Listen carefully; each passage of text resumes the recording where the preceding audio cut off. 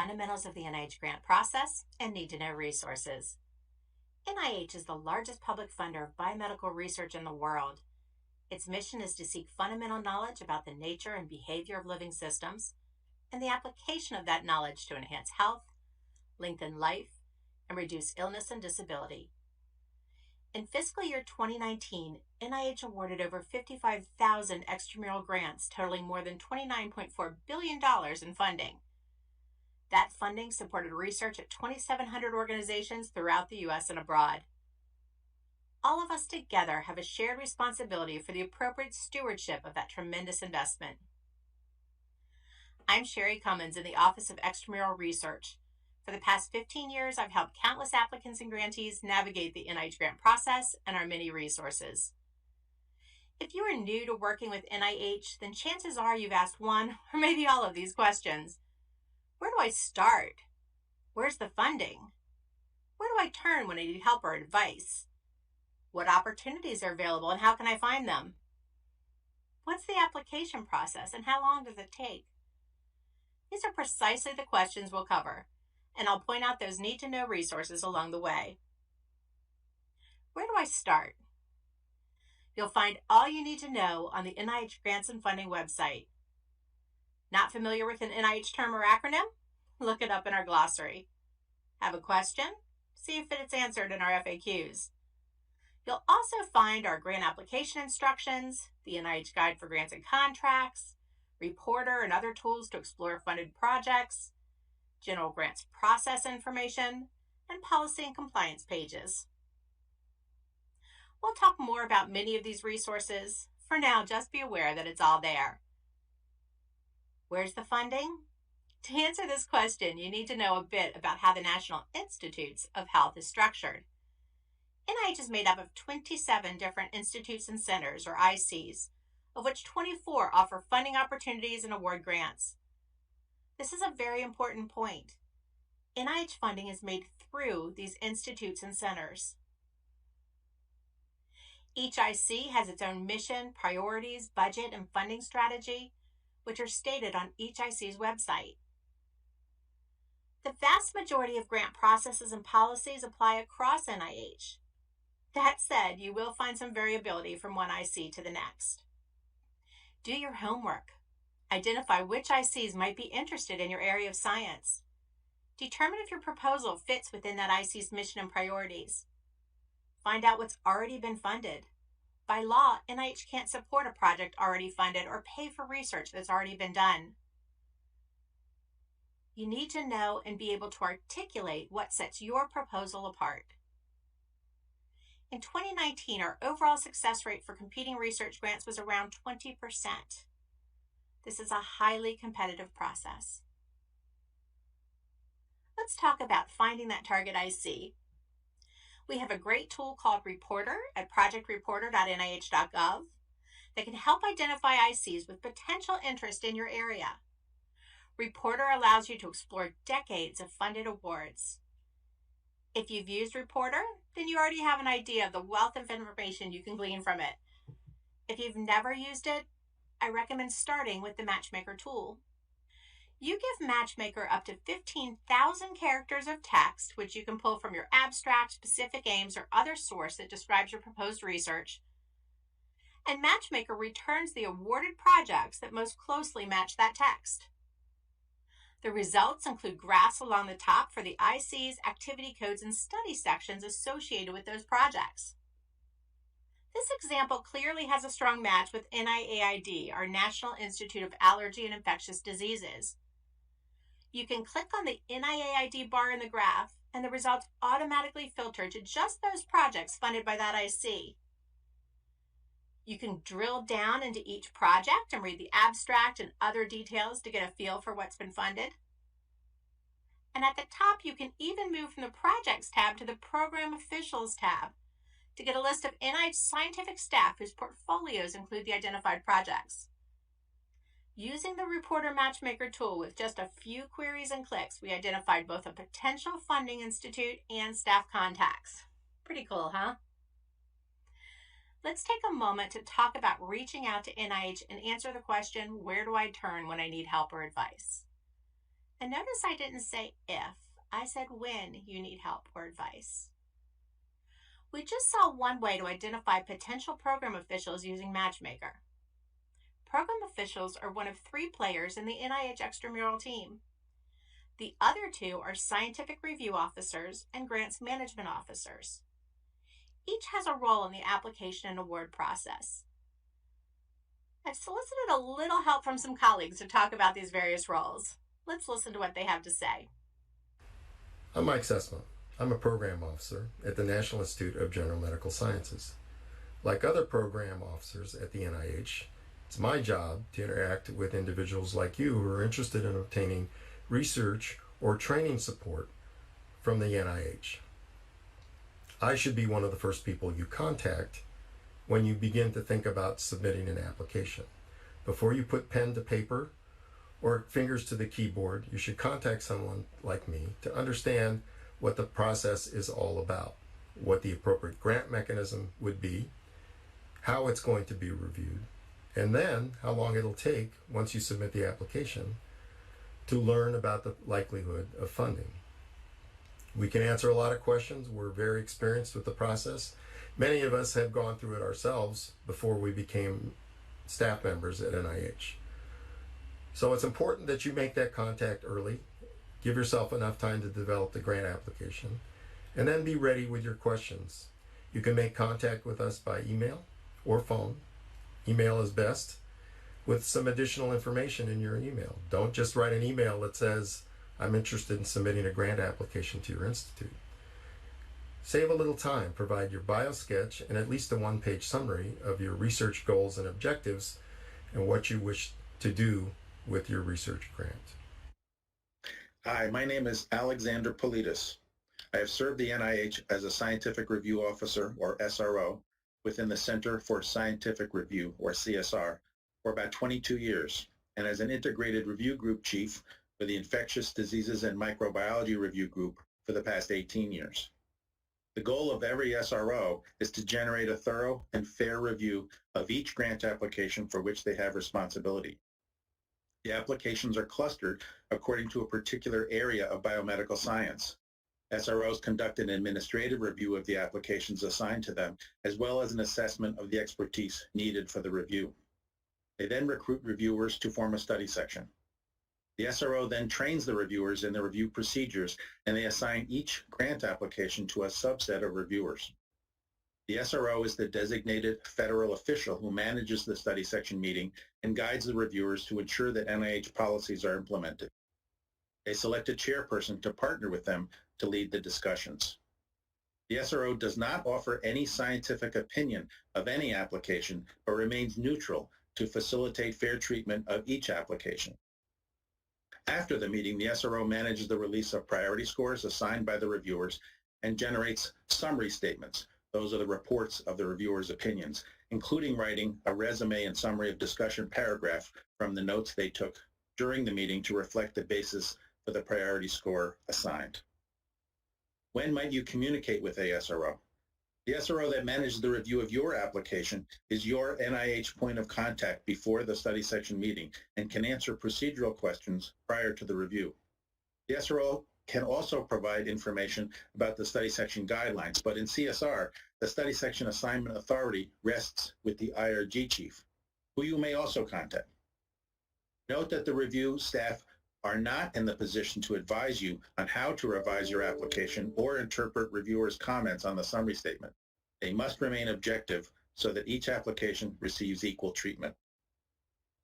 Hi, I'm Dee Dee Rupper, the Chief Grants Management Officer for the National Institute of Dental and Craniofacial Research. It is in this role as Grants Management Officer that I monitor a grant's compliance with fiscal and administrative procedures and laws federally and both from an NIH policy and practice perspective.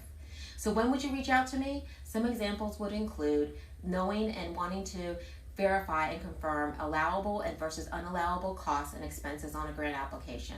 Also prior approval requests. This would include, but not limited to, carryover of unobligated balances, as well as change in scope of aims, and if you're adding or human subjects or animal use. So my bottom line recommendation is always reach out when in doubt. Thanks, Thanks, everyone. It's important to know that reaching out is not only okay, it's encouraged. And it's equally important to know who to contact and when. Now let's look at the available opportunities and how to find them. We use funding opportunity announcements, or FOAs, to advertise our grant opportunities. They contain all the information you need to successfully submit an application. FOAs include an opportunity description, a list of participating institutes and centers, key dates like due dates and expiration date, award information like whether clinical trials are allowed and any project period or budget limitations, eligibility information for both the applicant organization and the designated principal investigators. For my international friends out there, we clearly indicate in this section whether foreign institutions are eligible to apply and any citizenship requirements for the PDPI. It includes an opportunity-specific submission requirements section, review criteria, award administration information, and scientific research, think program, peer review, and financial grants management contacts within the participating ICs. You can find all NIH opportunities in the NIH Guide to Grants and Contracts and at grants.gov, which is the federal-wide portal for all grant-making agencies. You can also find subsets of our opportunities on our program-specific pages like our small business page and on IC websites. Both the NIH Guide and grants.gov have robust search capabilities. I recommend searching both sites. Since grants.gov is federal-wide, you may find opportunities at other agencies you won't find in the guide. In the guide, in addition to the FOAs advertised in grants.gov, you'll also find notices, including notices of special interest, policy updates, changes to FOAs, webinars and training events, and more. I recommend subscribing to our weekly emails that summarize the NIH Guide postings for the week. The links to subscribe to our listservs are under the News and Events tab on the grant site. We post several types of FOAs: requests for applications, or RFAs, parent announcements, and program announcements, or PAs. We also use notices of special interest to highlight research areas of interest.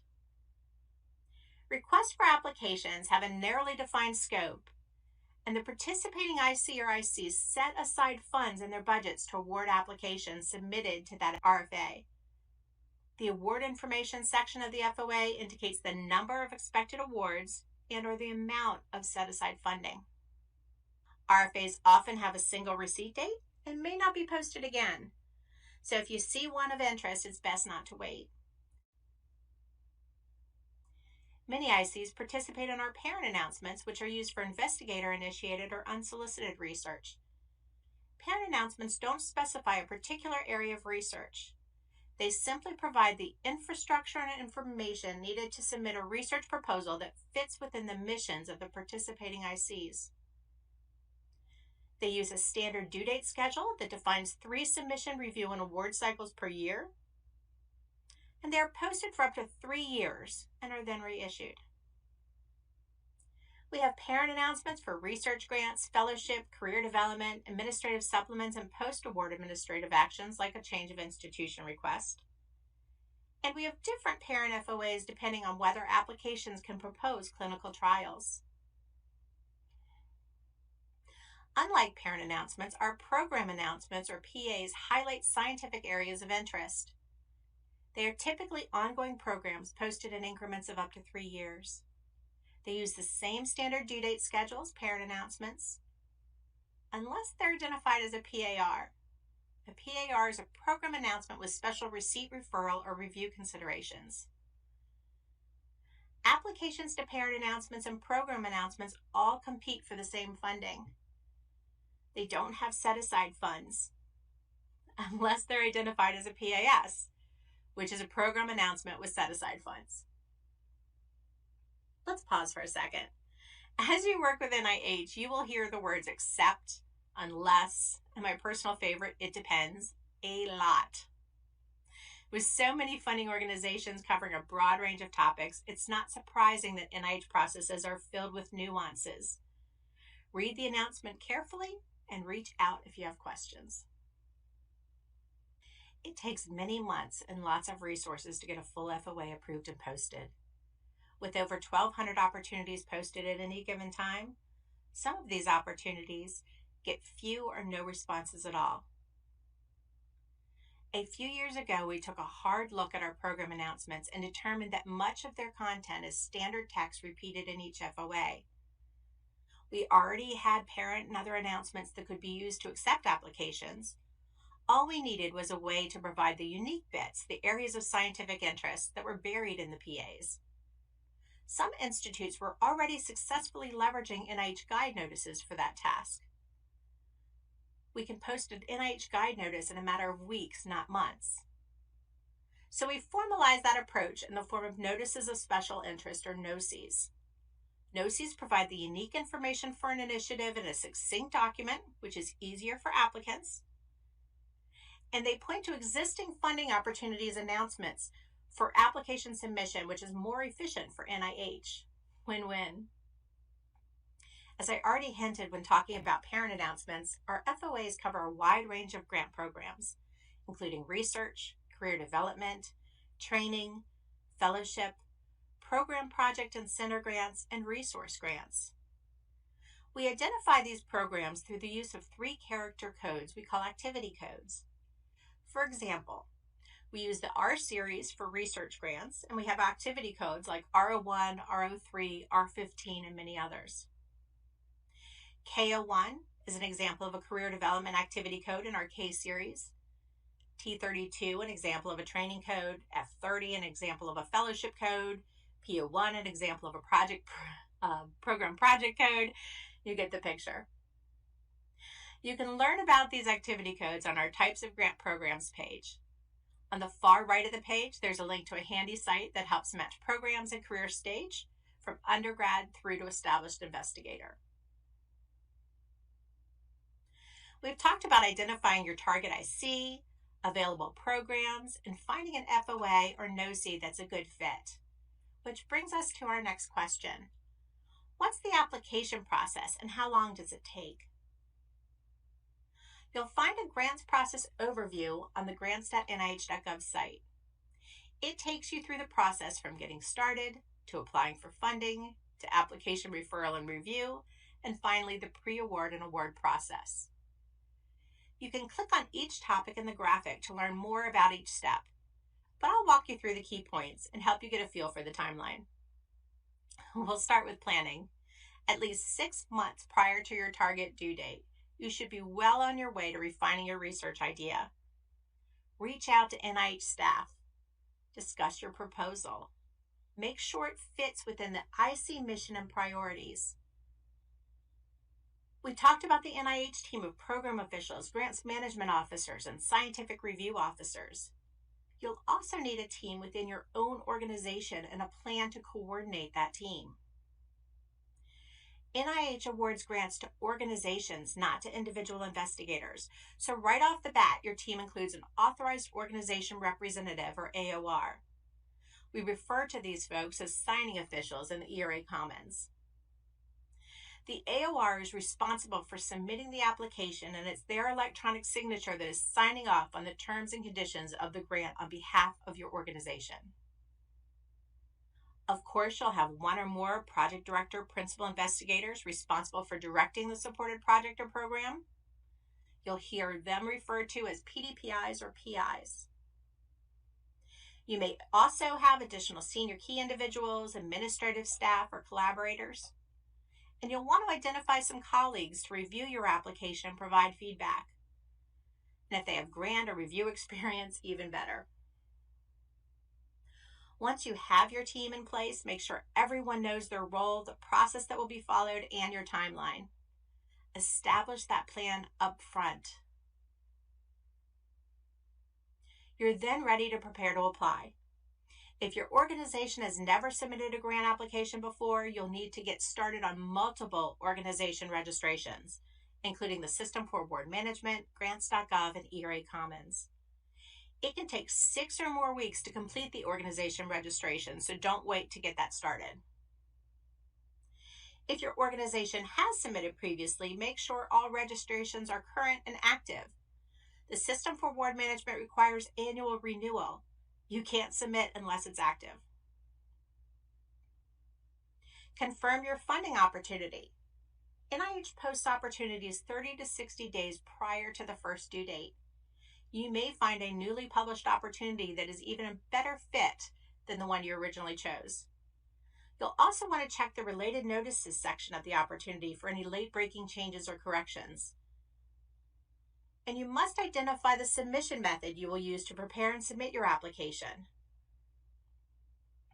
Grant application forms must be prepared and submitted using NIH's Assist, Grants.gov's Workspace, or your institution may have its own system-to-system solution. Your Office of Sponsored Research can help identify the best option for your situation. Honestly, it doesn't matter which option you choose. Your application will flow through the Grants.gov federal portal and then on to NIH ERA Commons. ERA Commons is our system to exchange information electronically with our applicants and grantees. Since all applications follow that same flow, they're all subject to the same registrations, business rule validations, and are assembled into a consistent format for funding consideration. By the time the applications are seen by NIH staff, we can't tell which system was used to submit them. You'll log into your submission option, provide the funding opportunity number, and you'll be presented with the exact set of forms needed to write your application. Much of the really good stuff in your application, your abstract, specific aims, research strategy, biosketches, will be in attachments which are uploaded in PDF format into specific form fields. All of these critical pieces of your proposal can be started well in advance of pulling together the application forms. Write a strong proposal that addresses the review criteria and the opportunity, and most importantly, read and follow all instructions. Our How to Apply application guide, which is easily found on our grants page and linked within every opportunity, contains your general application instructions. On the How to Apply application guide page, you'll find sections for prepare to apply, write application, and submit. Here's a few highlights. In the prepare to apply section, you'll find details on the organization and individual registrations needed to apply. Understand funding opportunities talks about the different types of announcements, RFAs, PAs, parent announcements, and NOCs. Types of applications explains the difference between new, revision, renewal, and resubmission applications. And you can learn about Assist, Workspace, and system-to-system solutions under submission options. Write application includes some great information on developing your budget. And remember I said much of your proposals and PDF attachments? The Format Attachments page describes our rules for fonts, margins, file names, images, links, and more. Many of the attachments have strict page limits that all applicants must follow for fairness. There's a link to our standard page limits table, and any exceptions would be noted in your FOA or NOC. Under Submit, we explain the process for submitting and tracking your application and how we validate your application using a combination of system and manual checks. There's a link to our standard due dates table that we talked about earlier. A link to submission policies that explain what happens if your due date falls on a weekend or a holiday, or when Washington area government offices are closed, or your institution is closed due to weather or a natural disaster. And finally, what you do if a problem with a government system impacts your ability to submit your application on time. We have videos, FAQ resources, and most importantly, form by form, field by field instructions for completing your application forms. You must read and follow all instructions. The application guide provides general instructions, and the FOA provides opportunity-specific instructions that augment or may even differ from the application guide. So when completing your application forms, you'll follow the application guide unless the FOA tells you to do something different. Many of our opportunities are active for up to 3 years. We can change a lot of policies in 3 years. And from time to time, we make mistakes and need to post corrective notices for an opportunity. NIH Guide Notices win over both the FOA and general application guide instructions. So you've followed all the guidance and written a strong proposal. You're checking off items in your internal plan. You've reviewed the application internally and it's in the hands of your authorized organization representative, and you're ready to submit. Applications are due at 5 p.m. local time of the submitting organization on the date specified in the opportunity. After you submit your application, it flows through grants.gov and then on to NIH's ERA Commons. Track your application. If errors are identified at grants.gov or ERA Commons, your application will not complete the submission process. NIH staff will not see it. If free of system identified errors, however, the system will assemble all your forms and application attachments into a consolidated document in a consistent format with headers and footers, a table of contents and bookmarks, and place it in ERA Commons. From this point forward, you will continue to use ERA Commons from checking status of your application to closeout of an awarded grant. Submit early. When we say early, we mean days, not hours or minutes ahead of the deadline. This gives you time to address unforeseen issues and thoroughly check the final assembled application image in ERA Commons. That assembled e-application is the same document that will be used by reviewers and staff for funding consideration. It's your responsibility to check it in ERA Commons and notify us of any assembly issues within the 2 days following the submission. After the 2 business day viewing window, your application automatically moves on to our receipt and referral staff. NIH referral staff conduct additional application checks that assign an application number, a potential funding institute, and an integrated review group, or IRG. An IRG is a cluster of scientifically related study sections. An IRG chief then assigns the applications to a specific study section for review. Assignment details show in ERA Commons in about 2 weeks after that due date. During the peer review stage, the scientific review officer is your key contact and will be listed on the application's ERA Commons status page. The SRO manages the initial peer review. Reviewers are selected, applications assigned for review. The study section meets and assesses the applications against the review criteria in the FOAs. And approximately 2 to 3 days after the meeting, the priority scores and percentile rankings will be available in ERA Commons. It takes a bit longer for the SRO to prepare the summary statements, which document the official outcome of the review, but many are available in ERA Commons within about a month. Now, that's clearly an oversimplification of the peer review process. You'll find lots more information, including full videos, on the grants.nih.gov and Center for Scientific Review websites.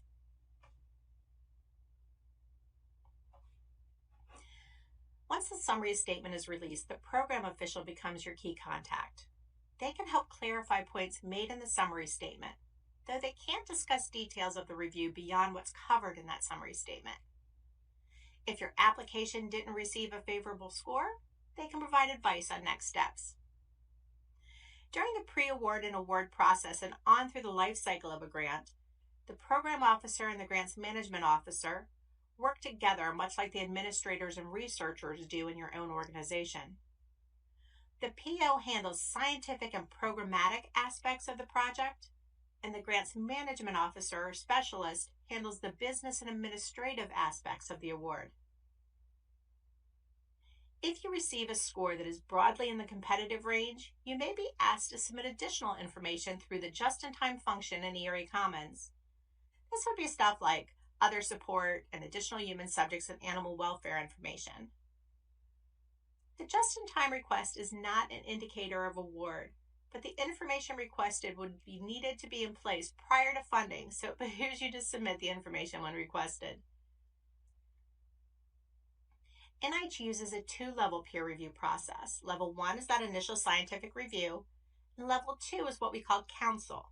Council procedures can vary across ICs, but each IC director chairs a National Advisory Council for their IC. The council recommends applications for funding, but it's the IC director who makes the final funding decisions. If your application is selected for award, you will receive a Notice of Award, or NOA, which is viewable in ERA Commons. It takes about 9 months from the submission due date to receiving that notice of award.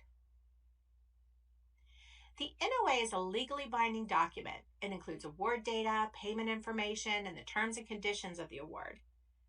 When the grantee organization draws down funds, it is considered an acceptance of the award and associated terms and conditions. Those terms and conditions are documented in the NIH Grants Policy Statement, or GPS. The Grants Policy Statement is updated each fall and details the rules, responsibilities, and expectations for appropriate stewardship of a grant throughout its life cycle. Grantees are responsible for managing the day-to-day operations of their grant. NIH monitors these grants very carefully. Active monitoring includes reports and correspondence from the grantee, audit reports, and site visits. Let's do a quick review of the questions and answers we covered. Where do I start? grants.nih.gov. From that site, you'll find all the other need-to-know resources we talked about. Where's the funding? The funding is done through the NIH Institutes and Centers, and we saw how Matchmaker can help identify ICs and program officials in your scientific area. Where do I turn when I need help or advice? We talked about the 3 players in the NIH extramural team: the program official, scientific review officer, and the grants management officer. You can also find additional contacts, including the ERA Commons support desk on the grants.nih.gov help page and in the contact section of all FOAs. What opportunities are available and how can I find them? We discussed the different types of FOAs, RFAs, parent announcements, PAs, and NOCs, and the programs we offer: research, career development, training, fellowship, project center, and resource. All of these opportunities can be found in the NIH Guide and in grants.gov. What's the application process and how long does it take? We discussed how it takes a lot of time and planning to apply for funding. At least 6 months ahead of the due date, you should be reaching out to NIH and building your internal team and plan. You must complete or confirm your registrations and choose a submission option before you can pull together your application. When writing your application, you must follow all application instructions in the application guide, the FOA specific instructions, and any relevant guided notices. And be sure to address the FOA reviewed criteria in your proposal. And you'll submit days ahead of the due date to make sure you have time to address any unforeseen issues. About 2 weeks after you submit, your referral and review assignment will be available in ERA Commons status. The peer review meeting will take place on the day indicated in ERA Commons, and 2 to 3 days after the meeting, the priority score and percentile information will be added to the status, and the summary statement will follow about 1 month after that review. Peer review was our first level of review. The second level of review was council, where funding recommendations are made. Following council, the IC director makes final funding decisions. And if you're selected for funding, you'll receive the notice of award, which will be approximately 9 months after your application due date. Post-award monitoring and reporting are carried out throughout the duration of the award. And that is the life cycle of your application or grant. One final thought before we close out this formal presentation. I encourage you to check out the news and events section of our website. It has links to our open mic blog, NIH Extramural Nexus newsletter, listservs, YouTube channel, podcasts, and social media. You can always count on change. It's important to keep informed.